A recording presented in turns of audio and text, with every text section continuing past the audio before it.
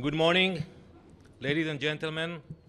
I wish that my first time speaking to you was on happier terms, yet the tide of terror washing my country has compelled me to speak to you today, this morning. Today, the Security Council convened another meeting to discuss the growing tensions in my country, titled as the situation in the Middle East. However, this is not what we need.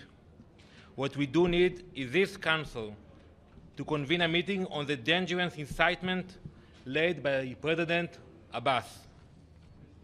Only yesterday, my Prime Minister Benjamin Netanyahu expressed his willingness to meet with the Palestinian leadership and resume peace talks immediately, without preconditions, in order to bring calm to the region.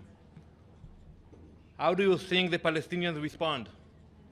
Did they grab the opportunity to engage in direct talks with Israel? No. Did they offer to drive only 20 minutes between Ramallah and Jerusalem to meet? No. Instead, they called on the Security Council to hold this emergency meeting. Ever since President Abbas made his hate-filled speech and outrageously claimed, and I quote, "The Jews desecrate the Temple Mount with their dirty feet." Dirty feet.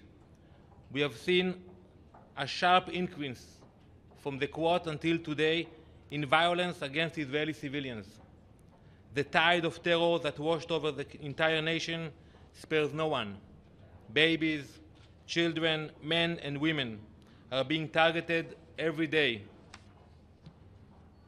Israelis are being stabbed, bombed, run over, and stoned. Yet, this Council remains silent. Just last night, the holy site, the tomb of Joseph, was set on fire by a mob of Palestinians. On Monday, a Palestinian boy attacked an Israeli boy who was riding his bike, stabbing him no less than 15 times. I repeat, 15 times. The victim is still hospitalized in critical condition. Ask yourselves, why would a 13-year-old boy decide to go on a stabbing spree and try to take another boy's life? How come? We all have children. The answer is that such acts of terror do not happen in vacuum. When a Palestinian child returns from school and opens the television, he doesn't see Barney or Donald Duck. He sees murderers portrayed as heroes. When he opens a textbook to do his homework, he doesn't learn about math and science. He's being taught to hate.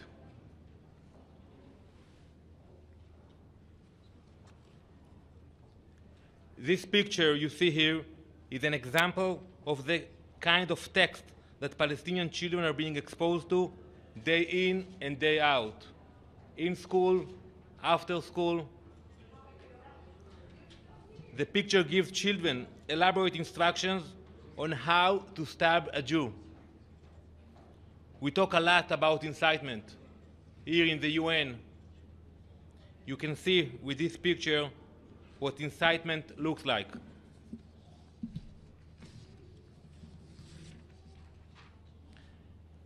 The picture is being taught in middle schools, in high schools, in elementary schools.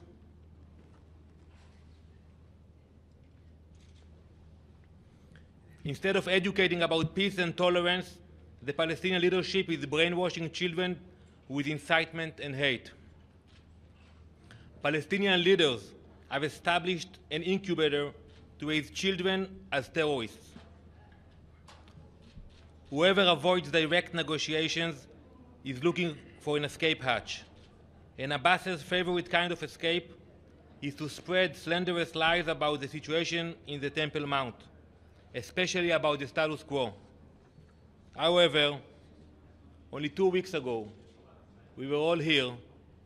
Prime Minister Netanyahu stood here in the General Assembly of the UN, and he repeated his commitment once again to maintaining the status quo. Let me make it clear. Israel will not agree to any international presence on the Temple Mount. Any such intervention would violate the decades-long status quo. What Abbas is trying to do comes as no surprise. History has shown us that every time a Palestinian leader wanted to avoid taking a difficult decision, he filled the void with incitement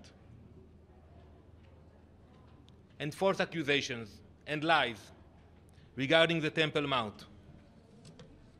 To sum up, I want to say to the international community and to the Security Council, if you are serious about promoting peace, if you are truly committed to advancing coexistence in our region, make a clear statement against the incitement that fuels terror, support direct negotiations, just as we did with Egypt, just as we did with Jordan. This is the only way to bring calm to the region. Thank you.